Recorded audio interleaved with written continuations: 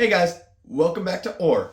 Today what we're going to be doing is we're going to be going over the top 5 reptiles to get your child this holiday season based upon what I own. That's why we're here in the quarantine room, which is about to be put into the brumation zone. A lot of these animals that we're going to be going over today for breeding purposes are about to go down. And even if it wasn't for breeding purposes, I'm going to do it anyways, just to keep them on a little bit more natural lifestyle. Anyways,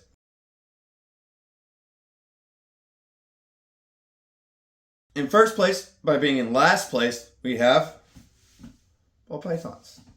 Look at that adorable little snoot. Now, when I was originally making this list, these guys were at number 4, but after realizing how difficult they can be after some thinking about it, these guys got bumped down to number 5. Now, like I was saying, we all know how popular a little boy like this is, and here in the pet trade. However, they are not as easy as they seem. PetSmart likes to market them as beginner animals, which they can be, but there are some stressful things you need to know about beforehand. And I am saying this out of love because I do love pythons, all of them. My retics, Burmese, balls, and you name a python, I want to get it. However, unlike the other animals on this list, even other pythons or snakes, I just got a phone call. So where were we? Anyways, the main reason these guys are so low is because they are horrible eaters. I mean, there are literal jokes in the reptile community about how these guys will deny food if the color of the rat is wrong. Like it's a Hotline Bling meme, just keep that away from me. They also have a hard time switching over from live to frozen thawed or from mice over to rats, which makes them a little bit more challenging to own. And if you want a reptile that you're going to watch eat every single week, this ain't it. These guys have a tendency to go 2-3 months without eating sometimes, depending on the time of year and how they want to act. Like Midas here, we finally got him to eat his first meal after a month. However, good old Pandora here, we haven't gotten to eat in the month and a half we've owned her. We've tried frozen thawed, we've tried live, we've tried black rats, we've tried white rats. Oops, sorry girly. Anyways, so you want something that's going to eat constantly, this is not it. But that's fairly normal for them. I mean, like I said, they go 2 to 3 months without eating sometimes, especially here in the winter time. These guys require decently high humidity and heat. They're wanting about high 80s, high 70s. Yeah, high 80s and high 70s. So you will have to get them a basking light or a basking bulb, and preferably a heat mat. I don't like heat mats, but I still use them on these guys regardless. Oh. These guys are also known to be the Houdinis of the snake world. They love to escape, so if you get one, I definitely recommend you get a lock of some kind on the enclosure, or at least clips. And I've noticed this big girl has yet to be able to undo her clips, but maybe that's just because of the size of the tank.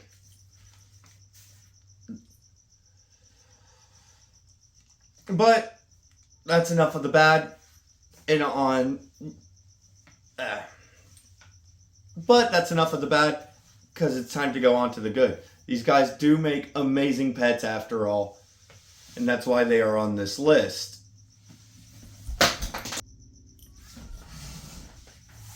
It is hard to find any other reptile in the reptile community that is so easy to take care of and so easy to do the research on if you need anything at all. The reason being is, well, they are the most popular, so there's 1,000 forums, 1,000 YouTube videos about how to take care of these guys and the such. these guys are also not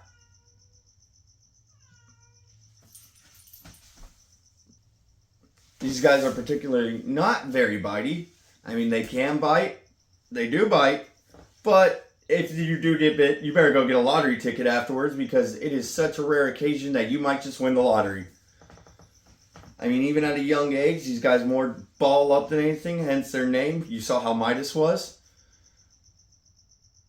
And once you handle them enough, they become amazing. I mean, you've seen her. She hasn't balled up at all. She's been handled well in her past, and she's getting handled very often here.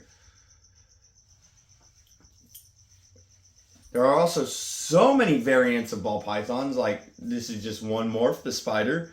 Midas has about 6 morphs in him, and yet he's coming in all yellow. If you want an all white snake, you can get an all white snake. You won't find an all black one really, but there's so many colors and variations that you can almost guarantee to find exactly what you're looking for, as long as you don't want something outrageous like a bright neon purple snake. Anyways, that'll be enough of these guys for now. Like I said, there's 1,000 YouTube channels about them, so don't really need to discuss them, and we all know what we already know. So I'm going to put her back, and I'm going to go get on to number 4.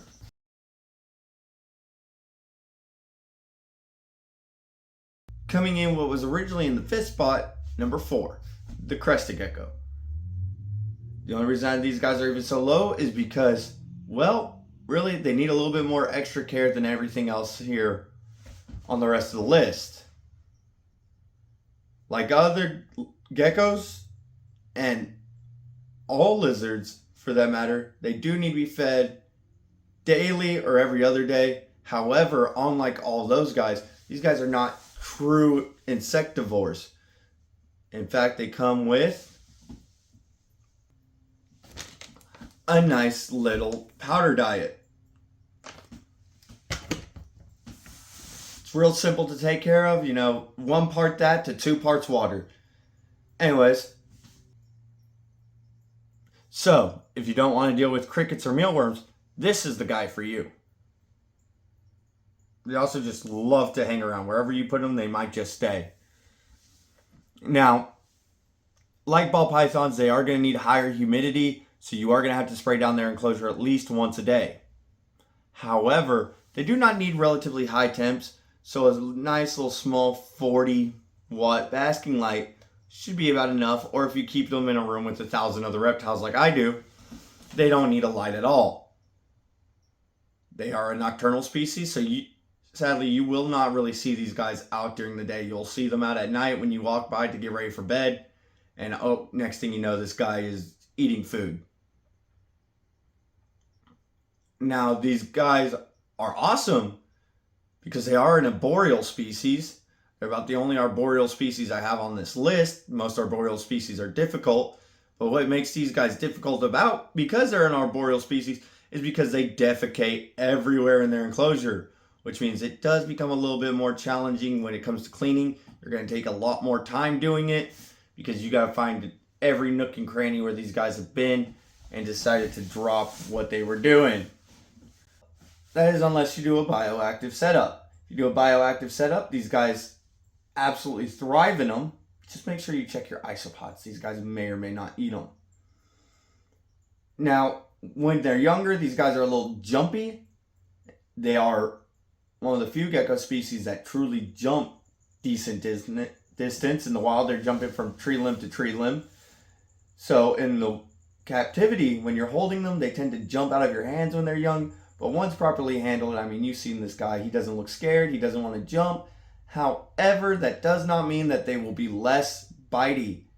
They're not very bitey animals, but I guarantee you right now I could almost make him bite me. I'm not going to do that because it'll stress him out, and I don't want him stressed out. I want him nice and calm and all my. Not going to hurt anything. You won't need it won't leave an injury, so it's great for kids. You don't have to worry about your kids getting hurt. And though, not to mention, just look at that face. Tell me that's not the derpiest face in the animal kingdom. I mean, what is that? The only I'm going to make is these guys are relatively sturdy. I mean, you can squeeze and hurt them, so I wouldn't recommend that. A nice open-handed holding method like such. And these guys can and will drop their tail.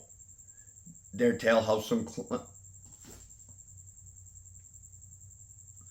their tail helps them hang on and helps them grab onto everything. It is slightly prehensile, so if I put my finger around it, he's going to start to curve it around my finger to help him hang on. It's not super prehensile like a chameleon, but it is just slightly there to be helpful. So if they drop their tail, it becomes really stressful for them because they don't feel quite as safe.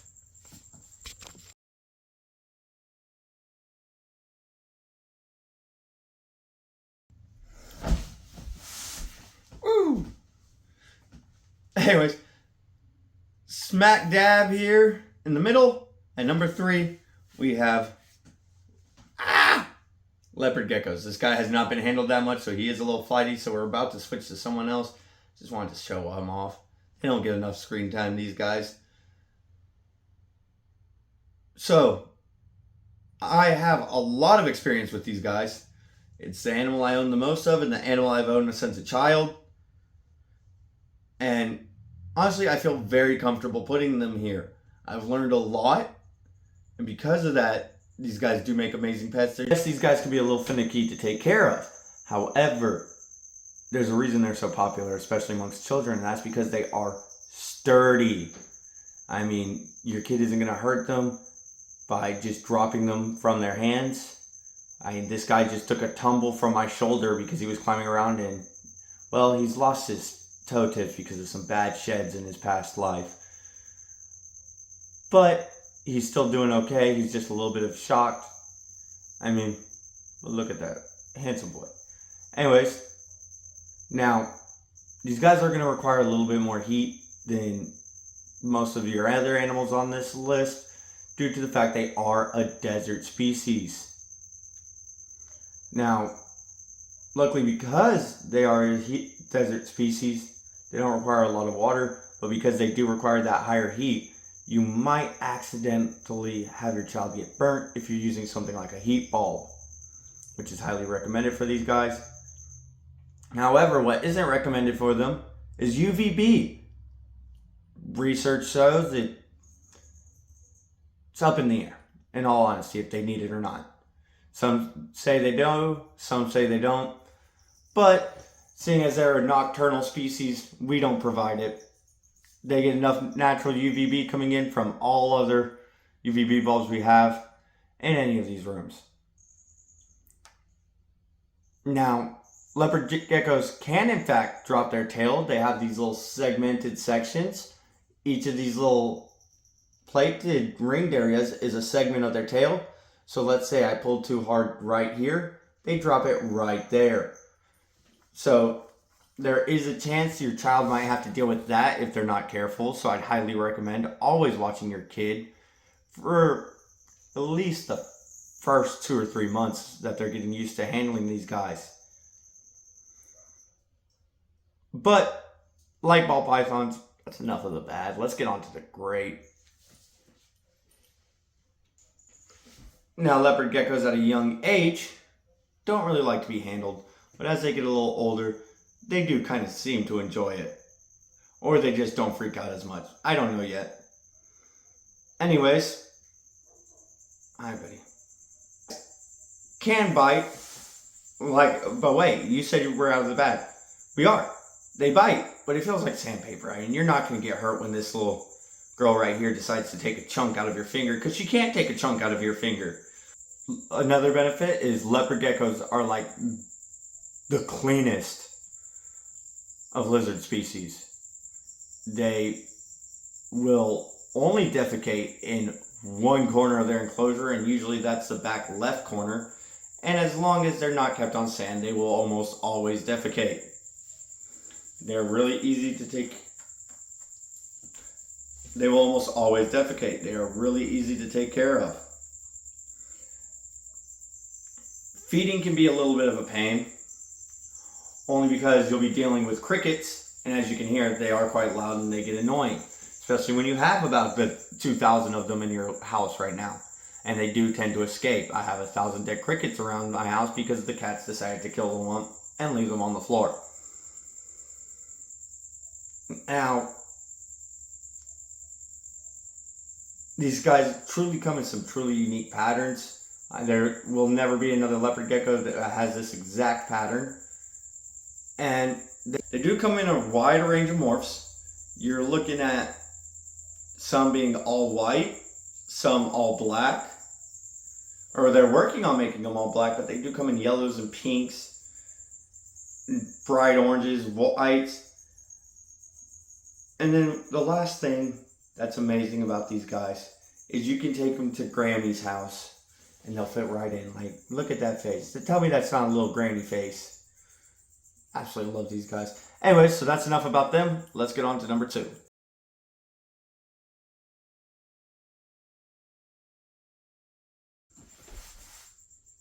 Now, in second place, we have the Mexican black king snake. Ooh. These snakes are absolutely amazing. For most spaces, these snakes are absolutely amazing. They're honestly one of the best snake species to start out with.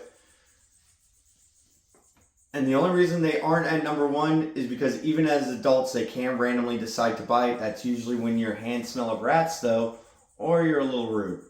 But that's literally about the only reason I have these guys in number 2. I mean, even at a small age, these guys are fairly docile.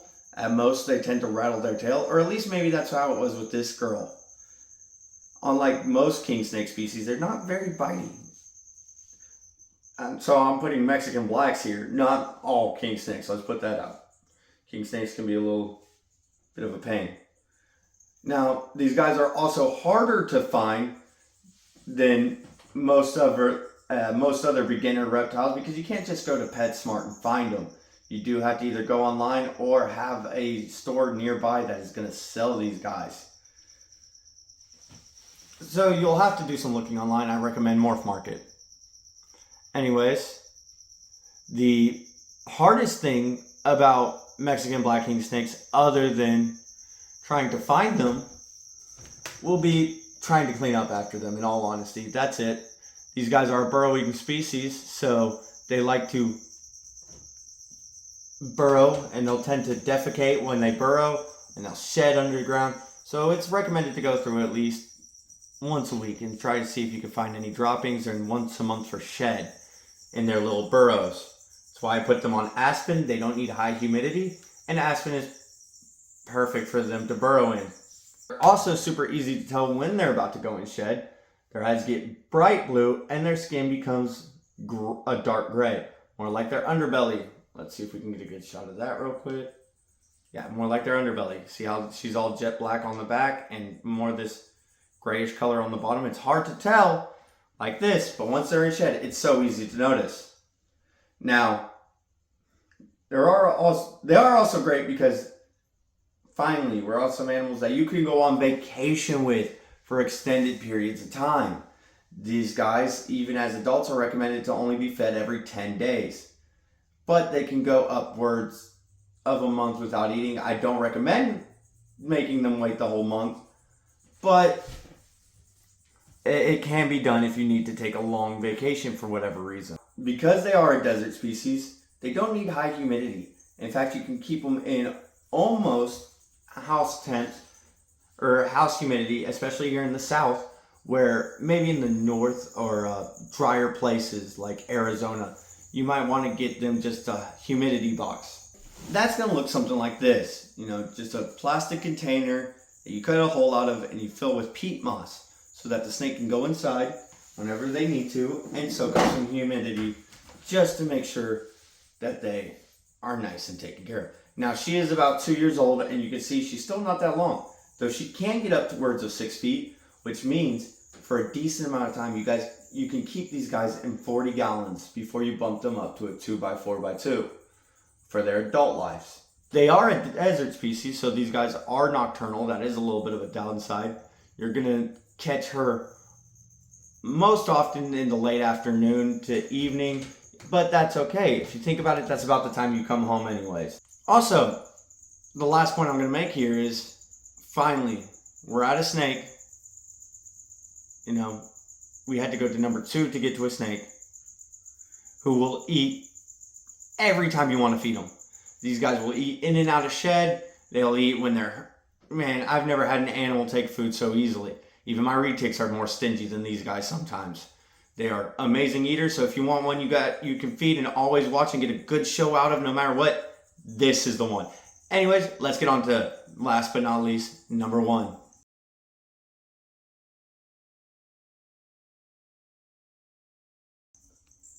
Now, in the number 1 spot, we have for the little kiddos this holiday season, we have the corn snake. She's still very small, as you can tell, but she can live to be 32 years old. That is the longest one to ever live, so I'd be 57, possibly, by the time she's gone. So this could be almost a lifelong pet. Great for kids. I mean, there's not much else to say. These guys are everything Mexican black king snakes are, but better. They are rare biters. I've seen hundreds of videos of people going out in the wild and catching these guys barehanded and not even getting a single tag. Now, that's funny for me saying to my older subscribers who've watched a few of these videos, remembering I said this was the snake I was most scared of. Well, that's because I hadn't handled her too much yet. As you can see, now she's fine and I can easily get her in and out of the enclosure without getting defensively struck at. But there's that. It's a defensive strike. It's more of a display than an actual bite. I've never actually been bit by her, and in fact most people rarely ever get bit by the corn snakes, and when they do, it's usually a tag on the arm and then they're done. Rat snakes are more popular for biting than these guys will ever be. These little dudes don't really need night heat. Standard household temp of 73 degrees is almost perfect for them, and since they burrow, all you really need to do then is put a little heat mat under there. But even if you don't, these guys will be fine. I mean, especially here in the South, these guys are found everywhere. They're just amazing little dudes.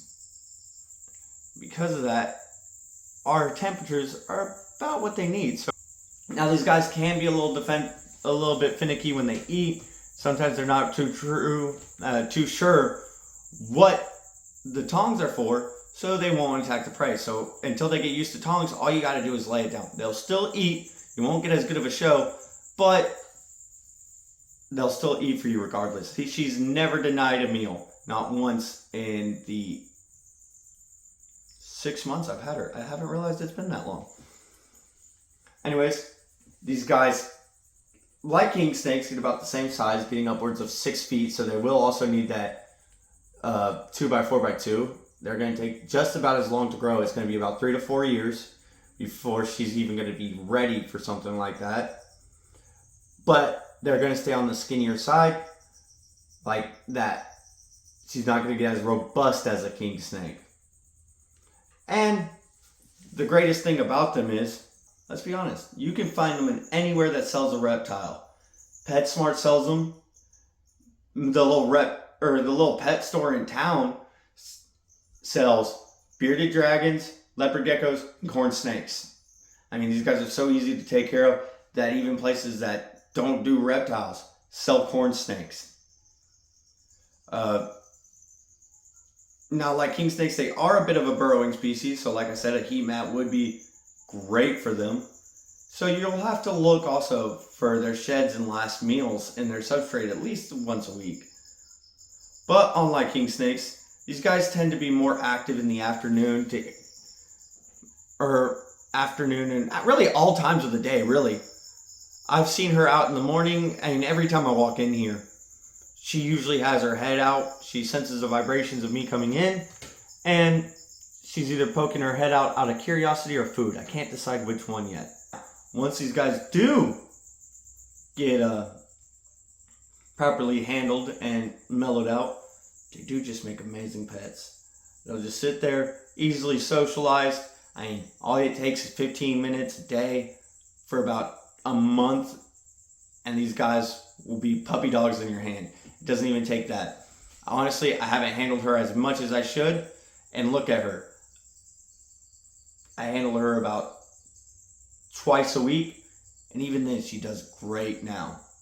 So it takes time, but these guys will be amazing, and they'll stop doing the defensive strikes. Also, these guys, sadly, unlike the other pets, well, except for the king snake, they do not come in vast variants.